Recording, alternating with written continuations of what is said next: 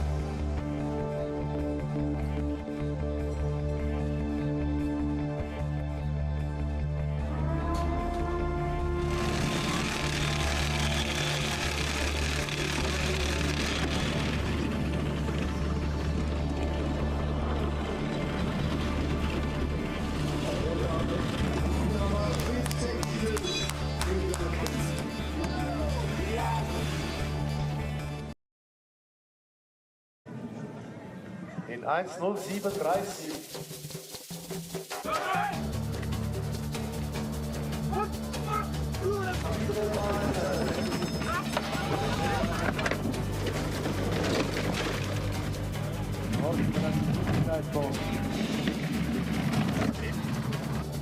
Hier schnell dabei. Dem Ziel auf der Minute. Hard one was the home, thank you. Friedrich Margis Mauer Schiller.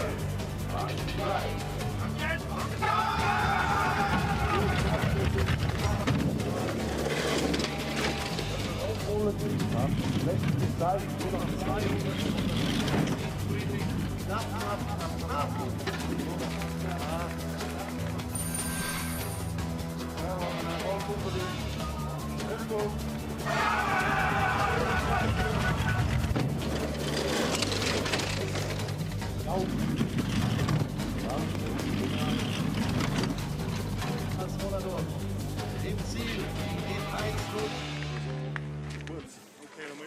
Rohner gestartet.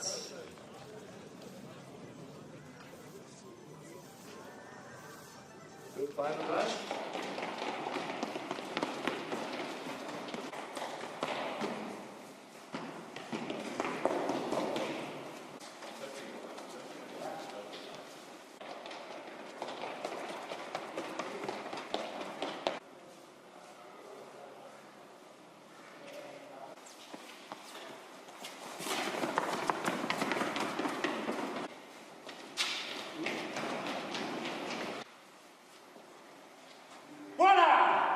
One, okay?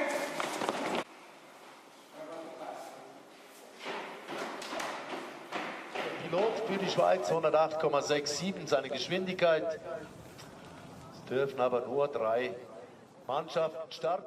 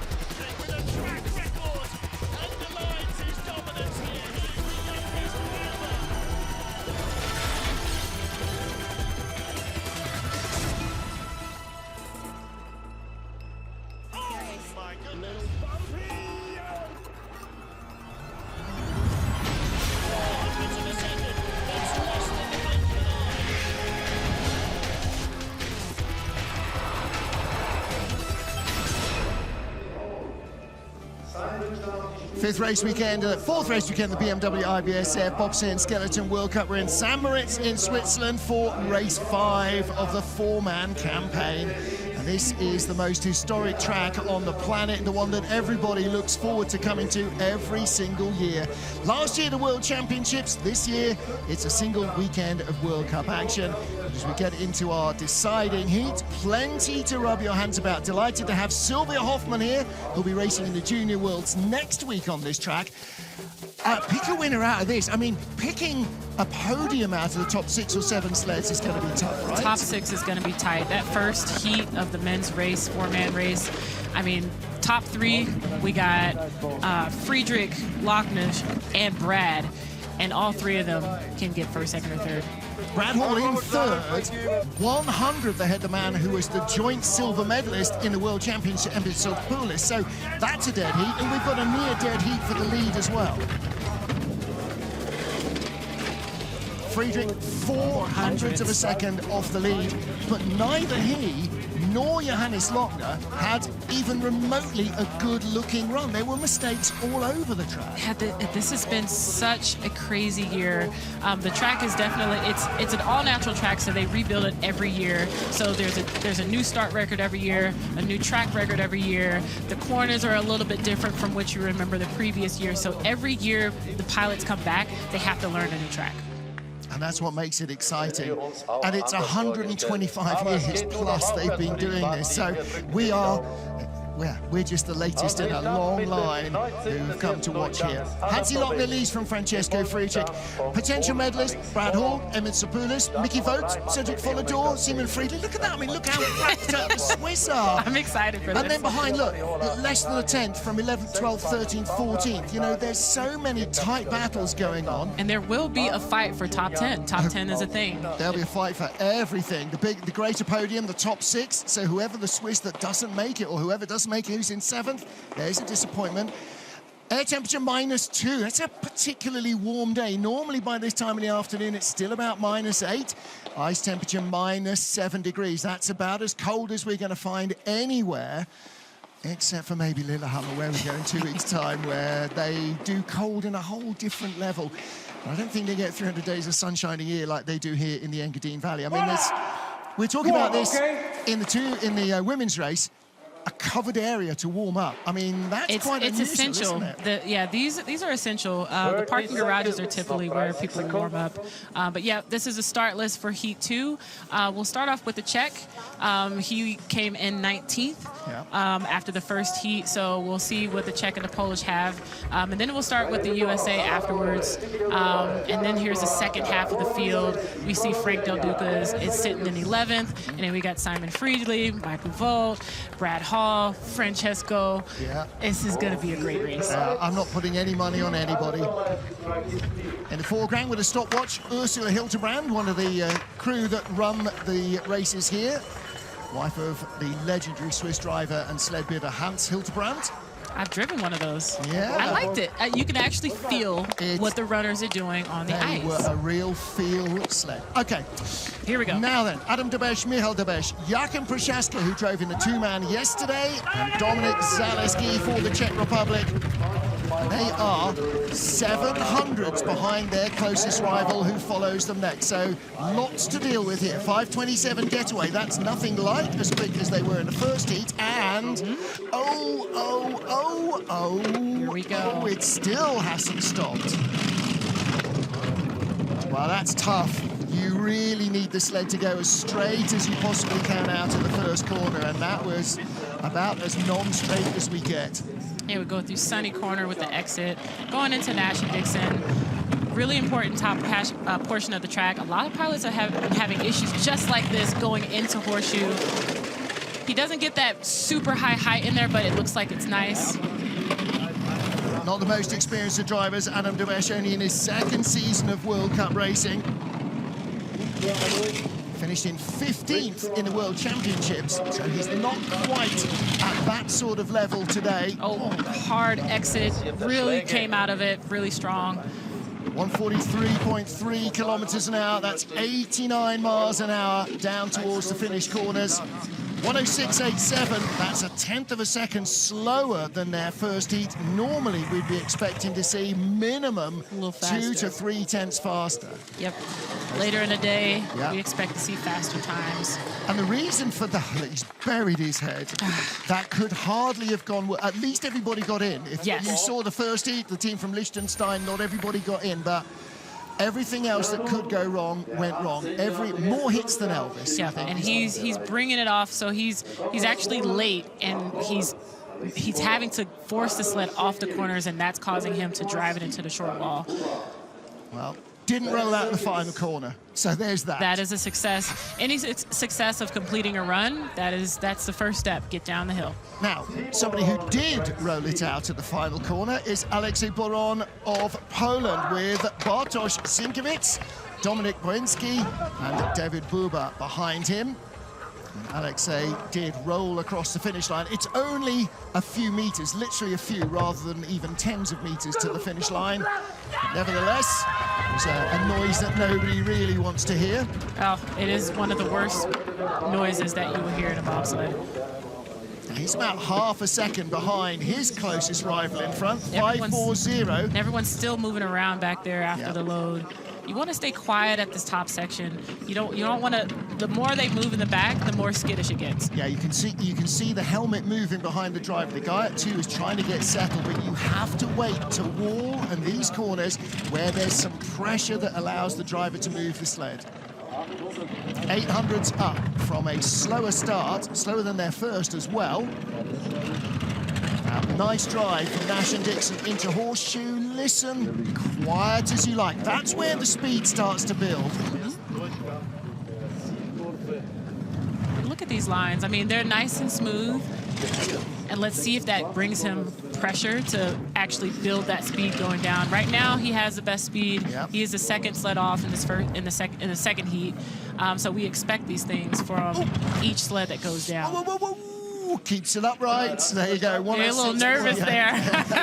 He's like, don't roll it, don't roll it. 106.48.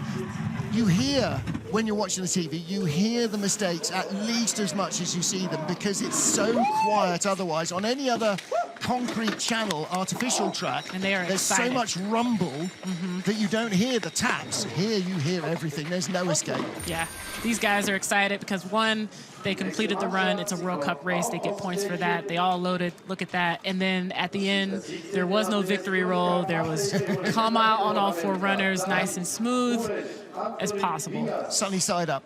But I tell you what, at 90 miles an hour, when they were slapping across the walls, they will feel that tomorrow morning in their hips. Yes.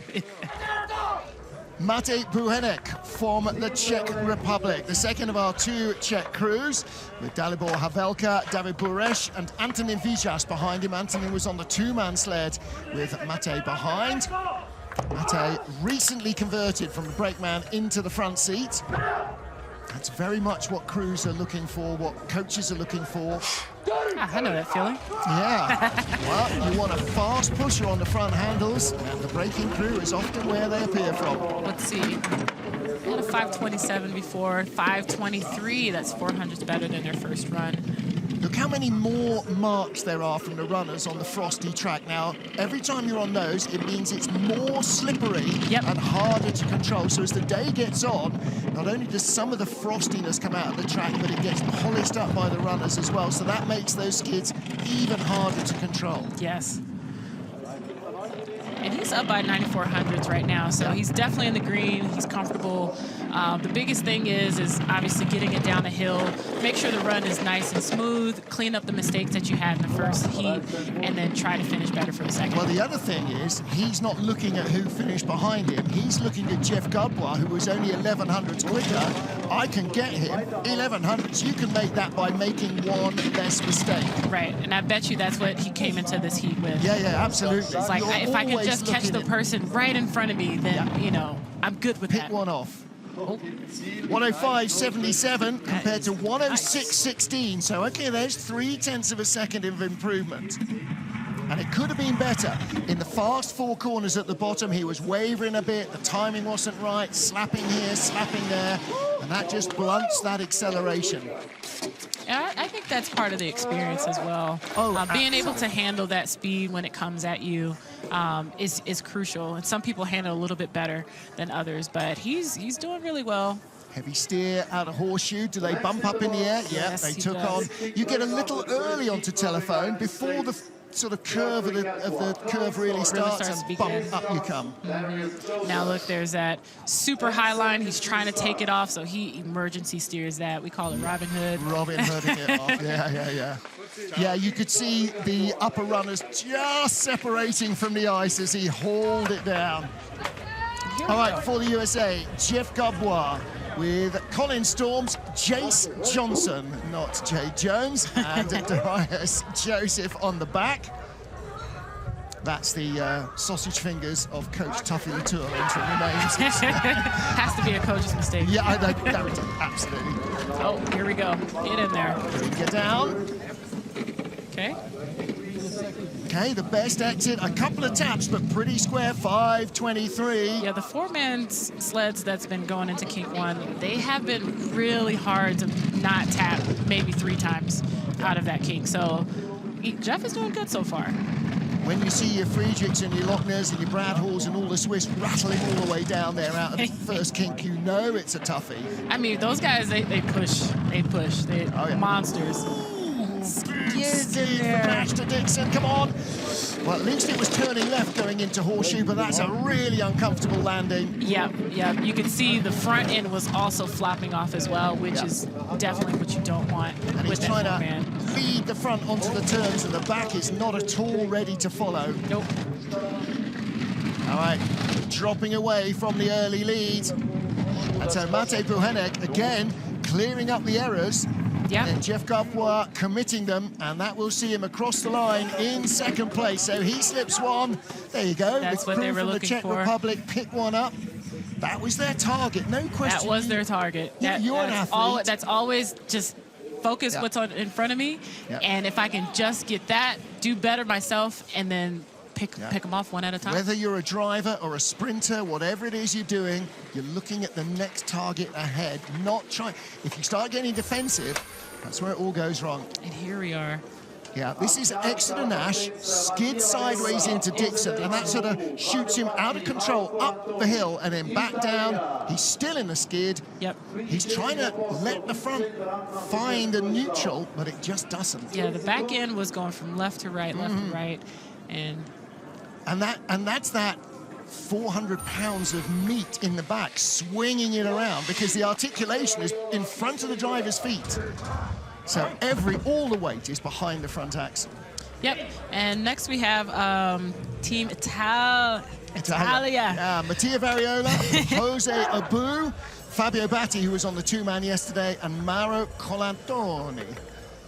And of course, as you will know, almost half the people in town speak Italian. Half speak a combination of Swiss Deutsch and Romansh. We are only just over the border from Italy here. Wow, look at that load. Nice load. Yep. And not too bad off a 5:19 start. 5:24 in the first heat, so half a tenth. That's a big improvement. Yeah, yeah. And that's what we hope for. Faster pushes in the second heat. You know what you did wrong. You know what you're capable of. You warm up a little bit better because, you know, you got to put it all out there every single run. 3900's up. Nice smooth line so far from Mattia Variola. Another former brakeman turned driver. Skid from Nash to Dixon. Skid come on, baby, off come of back, Dixon. come back.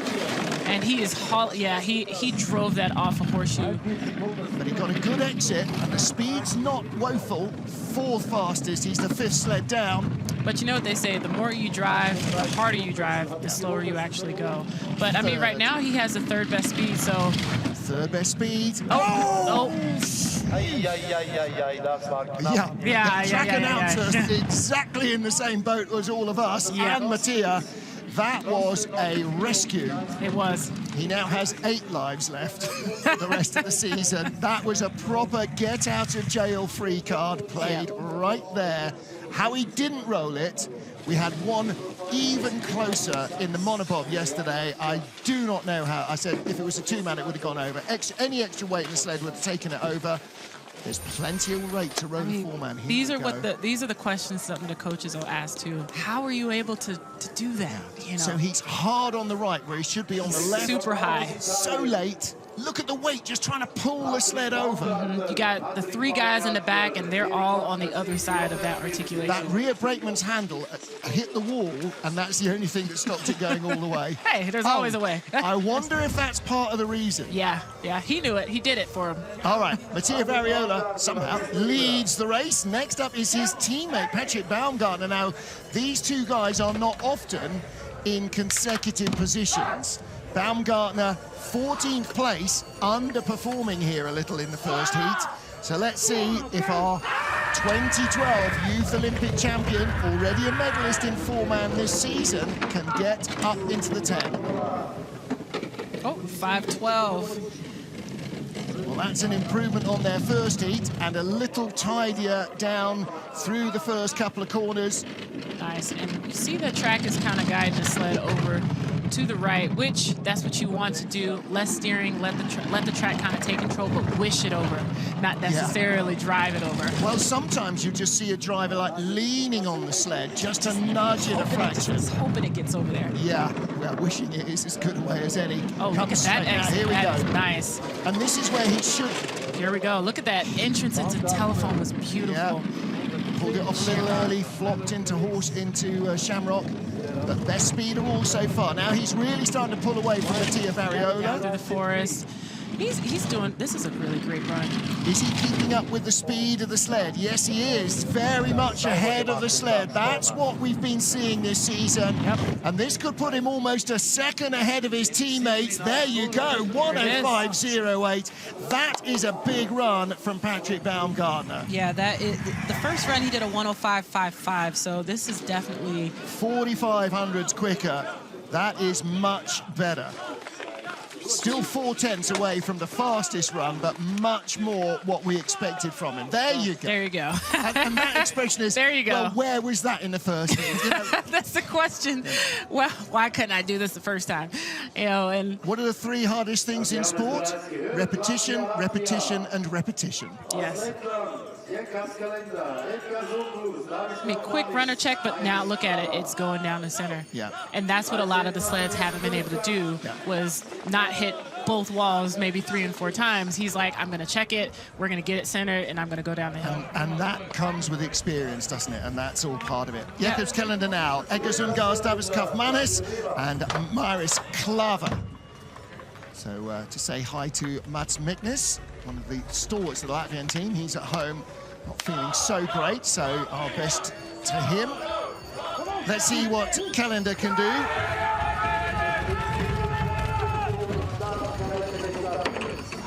Oh, a little slippage there, but all the brakemen get in.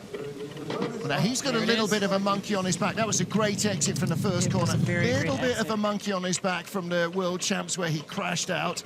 So 5:12, same start as Patrick Baumgartner. Just 400s between them in the first heat, 300s between them now. Yeah, and it's starting to show, and we'll see how much speed he can build towards the end of the track, because that's where we'll really start seeing a lot of the changes out of horseshoe. He's losing 100th each split. A little wavy, cleaner down into horseshoe. That might not help that much. No. Better speed than Baumgartner. In fact, same speed as Baumgartner, exactly same speed. And the Latvians, they have a program where they build sleds, so they know sled technology. Well, BTC, the Latvian sled building company, Yanis builds almost everybody's sleds.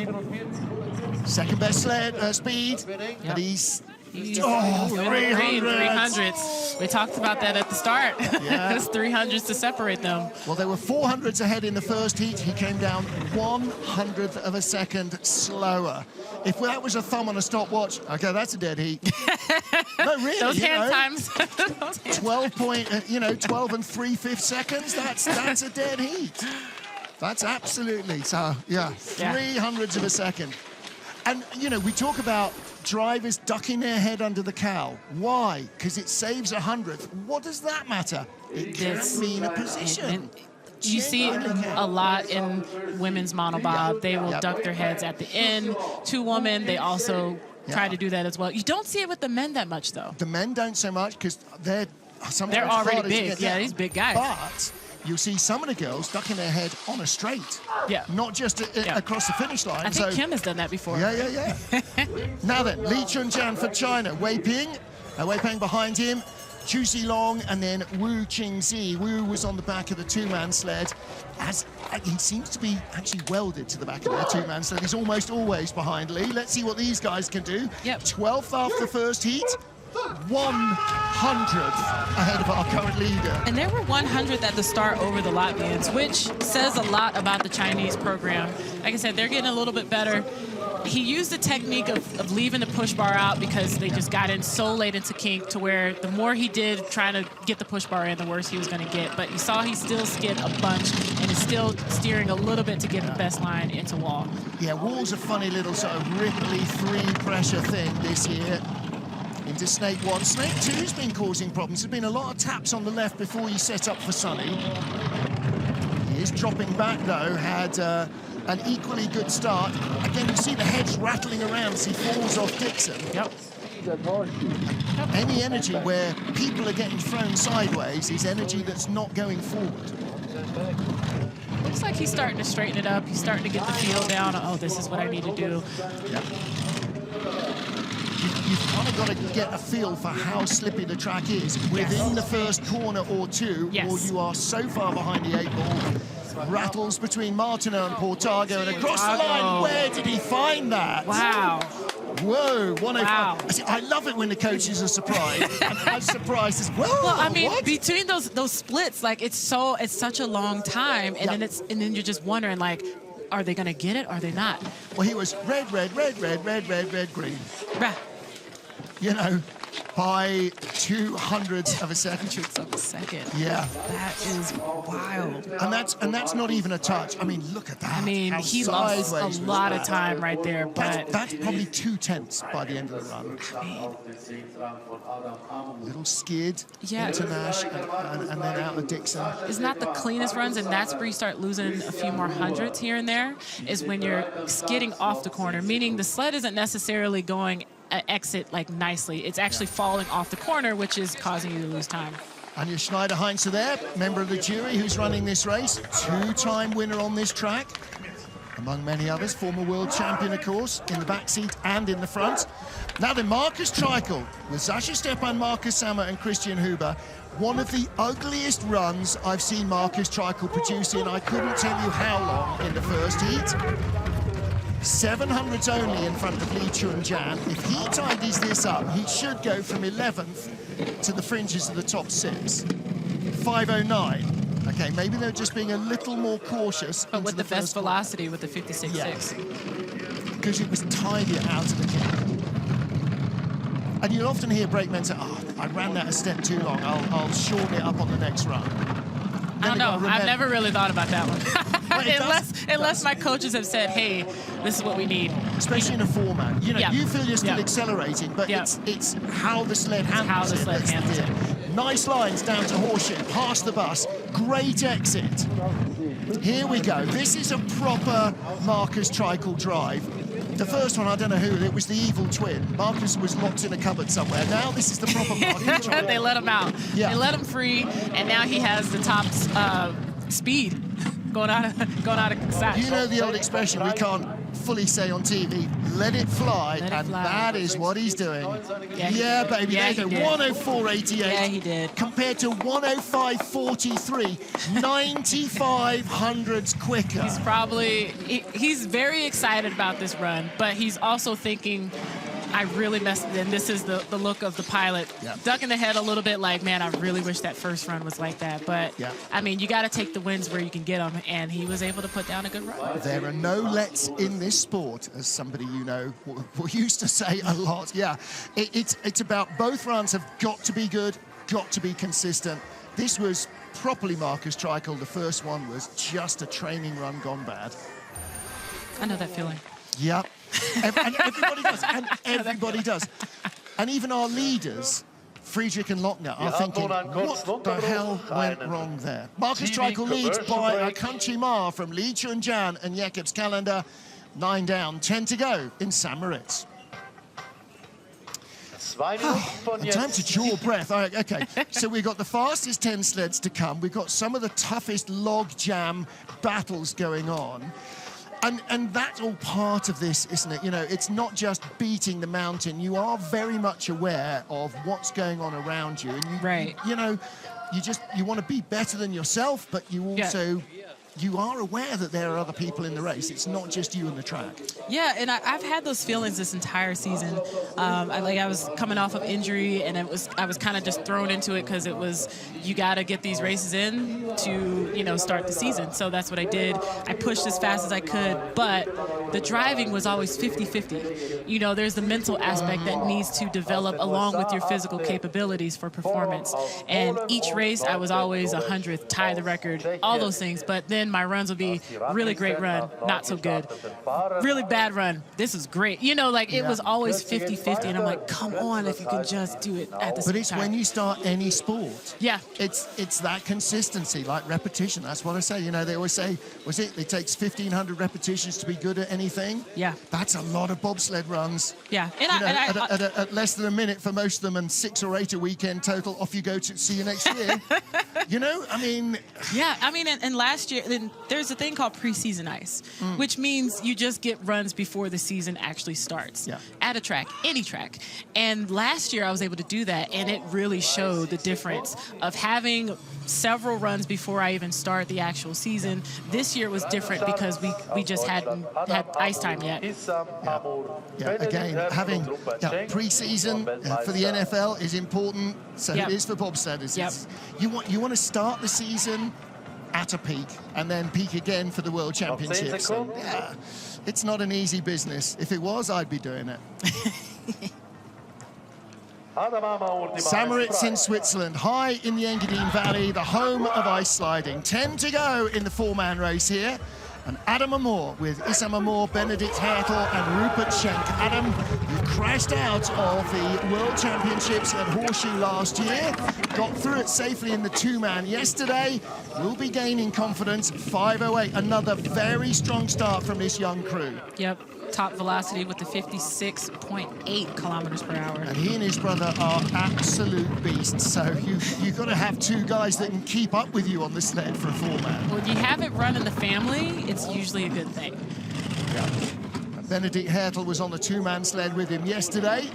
First time they'd raced together. This is a nice-looking drive so far. It is a nice-looking. But much better than his first. Oh, there you go, they cursed him as he hits telephone hard. Oh, the commentator's curse. There it is. All right. Now, his advantage over Marcus Treichel was just 1/100th of a second, and Marcus went 95 hundredths better in the first heat. So that means that Adam has to improve by the same amount just to stay where he was. He just dropped back into the red. Third best speed. Treichel wasn't the fastest. Close. 500ths.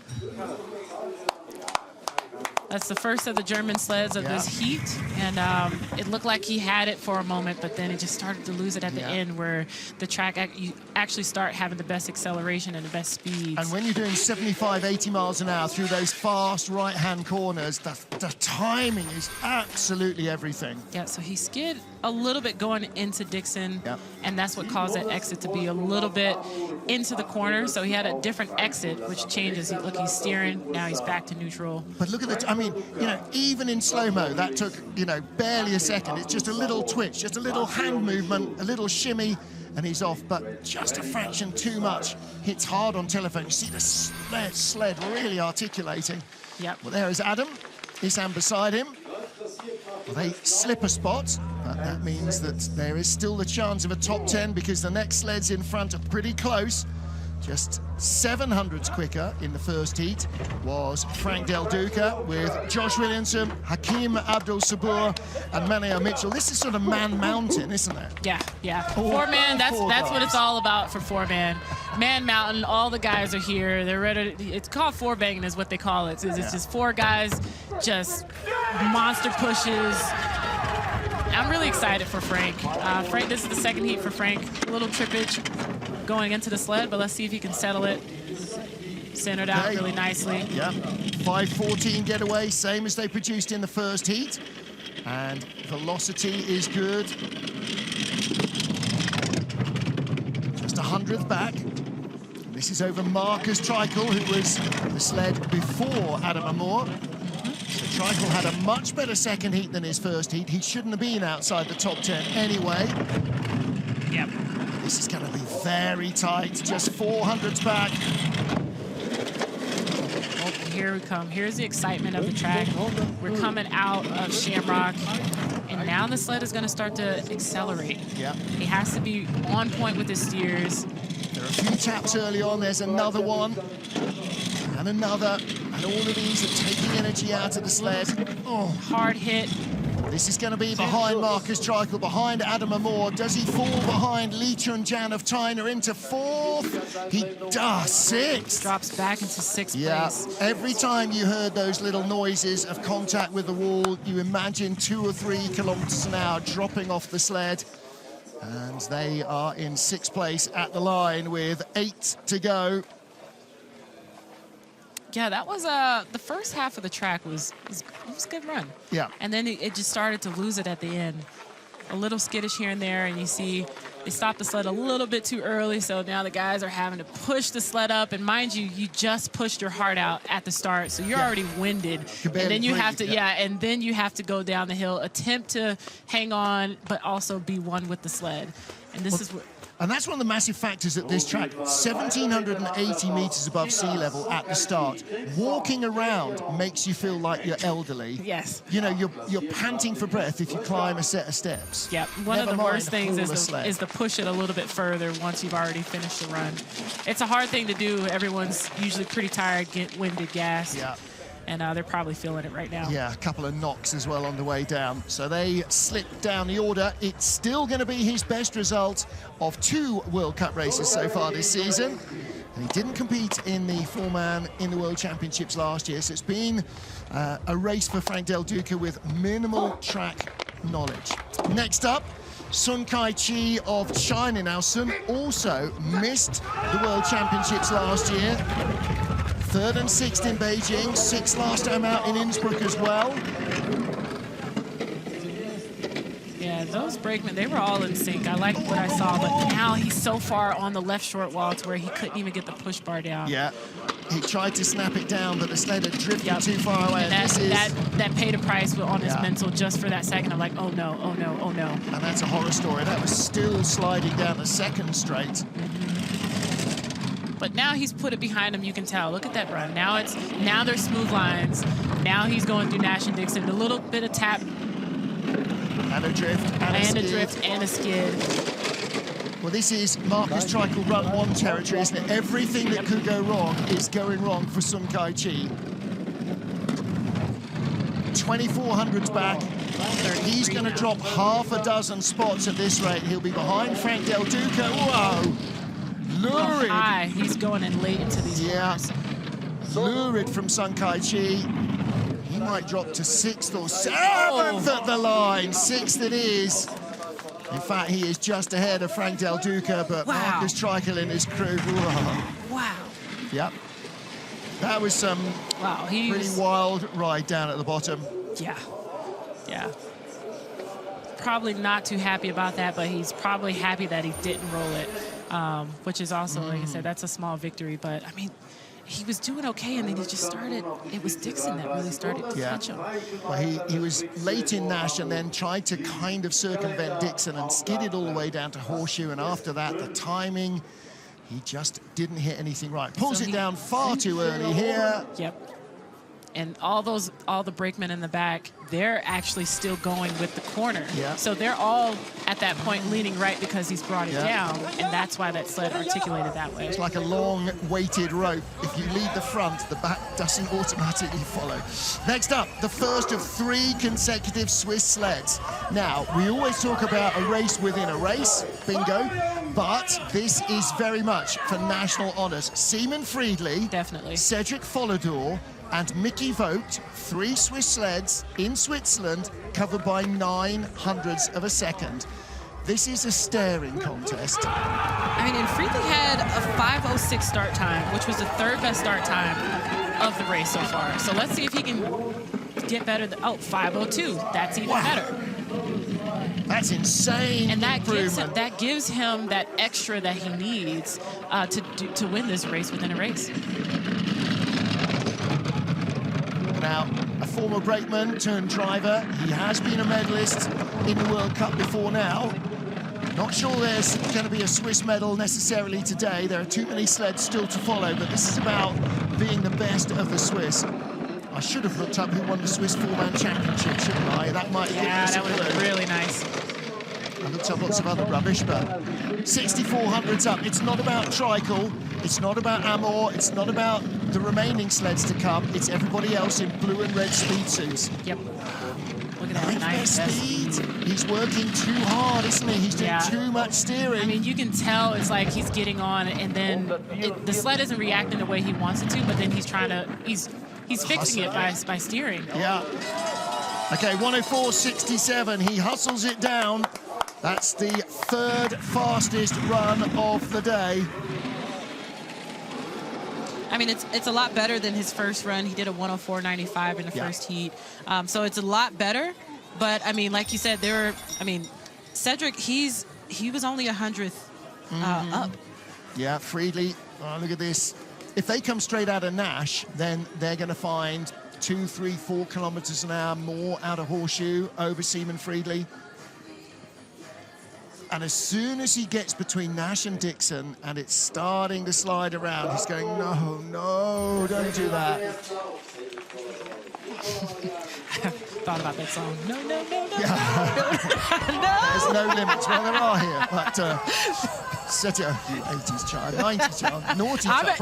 I'm an 80s baby. Cedric Follador, Nicola Mariani, Dominic Hillschmidt, and Gregory Jones with the massive advantage of, you saw it on screen, 1/100th of a second. Oh, they're ready. Look at that. Oh, they're all ready. Oh, yeah. They know what's on the line right now. Yeah, never mind the Germans, the Brits. No one cares about anyone else. No, no, no. Not when you're, you know, right behind one another. Yeah. They're pushing their hearts out. 5:14. This is Swiss Championships 2, the rematch, So isn't it? they push the same that they did in the first heat. So we'll see if the drive can be better because, you know, Simon drove a lot better in that It's second. already looking a little tidier down to wall than Seaman Friedli was. So the gap from 1100s to 2400s, they didn't have that speed at the start. Yeah. But if he can be clean here, out of Sonny, through Nash and Dixon, come on straight, come baby, oh, little skinny into Horseshoe. Yep. Hits hard hard. hit going into telephone.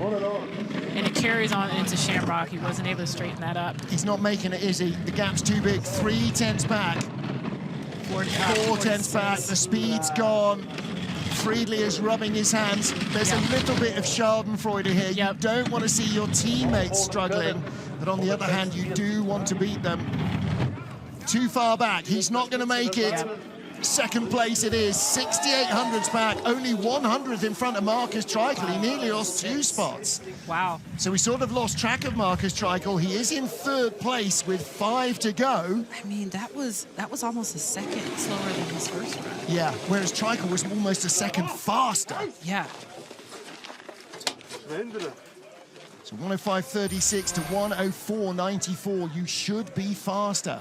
That was not as good a top draw drive as Follador produced. Yeah, he's steering that all the way down. And taking it off too early. And then big hit. Yep, he's falling off the corner right now because he doesn't have any pressure. So 300 kilos trying to drag the sled into the ice and then being bounced out of the sled. Yep, same here. Yeah. Well, 300 kilos, conservatively 300 kilos, getting on for 400 kilos of body. Seaman Friedli leads from Cedric Follador, 5 to go. Now this is going to be fun. 3rd of the Swiss sleds. Yep. 3 or 4. Or first of the Swiss sleds, as he would prefer to say, I'm sure. And in the position in which he finished in the World Championships here in Switzerland a year ago in the 4-man. Mickey Vogt. Behind him, Andrea Orsinger, Alan Knuser, and Sandro Mikkel, who was on the 2-man yesterday. Drops in nicely. Rattle, rattle, comes off straight. 5:12. They found a fraction 200s more. faster. And the velocity only 5th. And they, well, you know, maybe those were harder hits. I think those were harder hits. They sounded louder. I mean, it was a struggle getting in before King. But, I mean...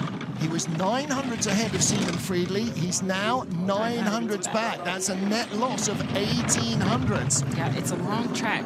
He's got to be perfect now. Come on. Perfect. Everybody's skipping off Nash and Dixon. I'm taking mental notes. You are taking notes. I know you are. Mental notes. Okay, here we go. Here we go. Gap's down to 500s. The speed is better than Friedli. Yep. Here we go. Second best now speed, he's in first the lead. best speed. There it is. Now all he has to do is carry that down. Or making mistakes in the forest, making mistakes on the straight. He's got a sled to lead. We've seen how this plays out sometimes. But it can go either way. You can mess it up in the final 2 corners. Oh, 500. 500s. 500s. Not even as quick as Friedli. That's all his first heat advantage. That's all it was.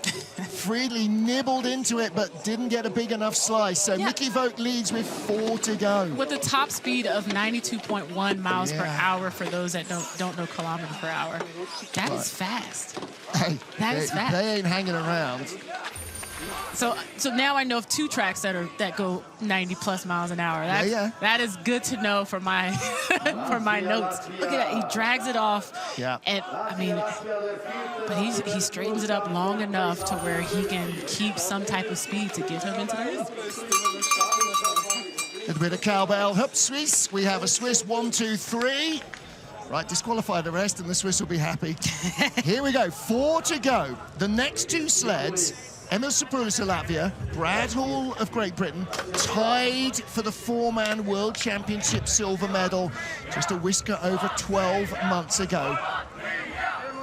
The infamous Latvia chant gets stuck in your head, but they're all for it. Well, 2 million Latvians at home. I think there's probably 2 million living in the rest of the world as well, because wherever you go, there are lots of Latvian fans. 5:07 is a good start. 5:09 in the first heat. So, you know, they know that even a 100th might mean a medal. Everything matters.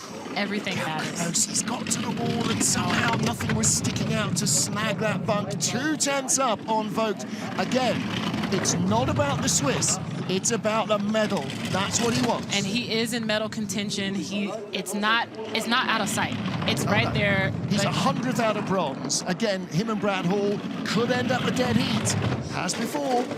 Yeah, because he was only 100th back from Brad Hall. Not the greatest height in horseshoe, and he's falling around a lot. Better speed than we've seen from anybody so far, but it's kind of like the first heat. The lines are not just where they thought they were going to be. Oh, but he is driving that sled. You see how the sled is reacting. Yeah, look, taps down the straight, taps in sacks. And that's the things that we see right now. He's up, so he's in the green. He's going to move into first. Whoa, 104.55, new track record. Here we go. Here it is. Got to break the track record to take the medals. 104.55. 600s quicker than our first heat leader, Johannes Lochner, went. Is that enough for a medal for our silver medalist, Emil Sapoulis of Latvia? The Latvians are back where they want to be in those medal contentions. Brad Hall went to watch that run. He will have known after the first heat exactly what they need to do. And it's about every other sport, the 6 inches between your ears. That's where it's won or lost. But when the announcer starts to announce start record, track record, everyone hears that unless they have music blasting in their earphones. And it gives that extra energy of like, oh snap, I have to come with the best speeds John possible. Stanbridge and his crew there on the right-hand side, they raced in their 2-man debut in the World Cup yesterday. Now Brad Hall with debutant Leon Greenwood, Taylor Lawrence and Greg Cathcart. The team returning from injury. We'll send our best to Aaron Gulliver. Oh, they know exactly what they need. They know exactly what they need. They have, the eyes are focused. They know they have to have a big push and a strong drive. 5:07 in the first heat. They outstarted Sapoulis. 5:05. They outstarted again. Oh, long skid. Only the 5th best velocity. Sapoulis was about that speed as well, but Brad Hall knows now it's down to him. The boys have done everything they can. It is now down to the driver to convert this. Clean out of Snake.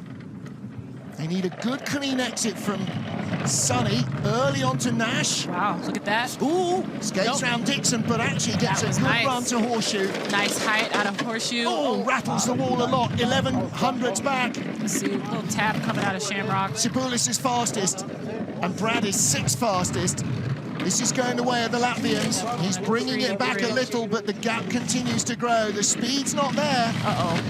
He might be in trouble, Martin. He might be in trouble. Sapoulis made mistakes in the forest, though. 2nd best speed. I don't know how this is going to go. I think Sapoulis has it. He does. Wow.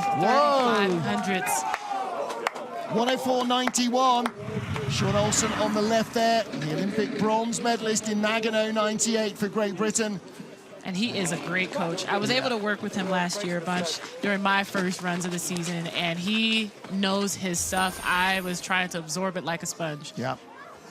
Well, nice height in Horseshoe, but late height. He has to steer it off. And with that late height in Horseshoe, I see often, if you have that late height and you're trying to come down late, you tend to hit that left short wall coming out. You fall off just like he just did. You tap early, and then you kind of lose some speed. Yeah, he knows it. Well, he's pushing it with everything he's got, and sometimes the calculation is nailed on, and sometimes you're a hundredth or two late with the steer, and there's the result. So Emma Sapoulis leads, Mickey Votes second, Seaman Friedley third. Brad Hall will not get a medal here, the World Championship silver medalist. 2 to go. Who's going to win this? 400s between Francesco Friedrich, probably the greatest bobsled driver of all time, and Johannes Lochner, who in the last season and a half has really become his nemesis. Yes. This is Superman versus Kryptonite. 5:01 ties the start record that they set in the first heat. And best velocity as well. I mean, he comes straight into wall. It's nice. And already he's 2,600s up, but that's the start time that he laid down. Ooh, late flop there. Snake 1 into Snake 2. And the German sleds, they have really great sleds. Their program produces great athletes, but Friedrich, he knows how to find time. He has that experience. Skids and hits, clean out of Horseshoe. He's checking it right before he enters these corners. Yeah, but you hear him scrape onto Devil's Dyke. You're hearing taps, you're hearing errors. And that's hundreds. Oh, that's speed. Only the third best speed. Oh, I could have sworn I saw a brakeman pop up that fast. Might be 3,500s ahead. It's not about Sapoulis. This is about trying to beat Lochner for gold. 104.34, another new track record. That lowers the bar once again. Well, there were times in the past where Nico Walter, who grew up in Altenburg with Friedrich, and Johannes Lochner from Berchtesgaden just felt they could never really quite... He disappeared into the ether. Right now, Lochner feels that he can match Friedrich anytime, any place. And he had, like you said, he has been driving really well over this last year. Early off Dixon, and as a result, clatters the wall, has a skid. Now, did you see a brakeman's head coming up? Were they popped up? I mean, they're getting bounced around. I think it was... Oh, yeah, well... it was push bar. That's because they fall out of the Gunter Sachs curve. Wow. Torsten Margus on the left, Francesco Friedrich, Candybauer, and Alexander Schuller on the right. That was a photo op just there. Yeah. You know, they love what they do, and that's so critical, and these guys do too. Hansi Lochner, Florian Bauer, Eric Bruckert, and Georg Fleischhauer. There's a Bauer in each crew. This is about the gold medal. 400s in front. Are we going to go below 5 at the start? Big Georg Fleischhauer on the back is going to give this everything. He is a monster coming out of a track and field background. 498! There we go. Start record. Somebody had to, and in the end, it is Lochner and his crew, and they were clean. Come on, off the wall, baby. Come on, this way, this way. And he's wishing it over just like most pilots do. But now it's about the drive. Yep. Ooh, and again, sloppy Snake, just the same as Friedrich. Gaps come back down. They're going to be tied by Horseshoe. Little early. Tap, Nash and Dixon, little skid, same as Friedrich. They are tied at Horseshoe. Yeah. This could be a dead heat for gold. Yeah, it could be Friedrich. 200s back with the eighth best velocity. Speed. But if Hansi is clean in the forest, that will come back, and it is coming back, and he's making fewer mistakes than France. Yep. If he's clean here, clean enough, this could turn green. It could be victory at the line. Green now is 4th best speed. By what? By 10th of a second, and a new track record. And you called it. Yeah. You have to get a track record if you plan on winning this. If you want to beat Friedrich, you've got to be absolutely on the A game. Start record, track record. And victory. He won 2 races in Beijing, 2nd in La Plagne and in Innsbruck, and now they are back on top of the world. I mean, I thought that he thought about retiring at some point, but then he just kept winning. He did. And now look at him. Well, honestly, it's the kind of injection of humor and life and fun and performance that Georg Fleischhauer brings. He did. He played a huge part in that. It's like he found a brother he never had. Brother from another mother. I mean, you know, it's a cliched phrase, but These, and when you're having fun, And when you're win. having fun, You win. that's You play at your best.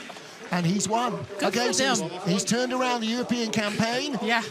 And he started winning again. Good for them. They won yesterday in the two-man. I saw that. And yeah, there you go. Doppelsieg, a 1-2 for Germany, a 2 gold medal weekend in St. Moritz. And I mean, yesterday he said how special it is to race at this track, how important it is historically, how you feel you're part of something special. And to win here, he said, is just fantastic. And two-man and four-man gold, and with Friedrich in the field, you know you've done a great job, right? Yeah, and then Latvia comes in third place. That's a huge victory for them. Nicky Vogt, the best of the Swiss, in fourth, where he was in the World Championships, ahead of Simon Friedli, wins the second Swiss Championship round, ahead of Brad Hall, Cedric Follodor. Marcus Treichel dragged himself up by his bootstraps ahead of Adam Amor and Lee Chung-chan. Dramatic end to a dramatic weekend of exciting racing here. Sun already starting to drop behind the highest of the mountain peaks. And there are the rest of our finishers. There's been a few up, a few down, a couple of snakes, a couple of ladders. And in the end, Alexei Boran on his crew rolled out of the final corner in the very first sled down, made it down sunny side up.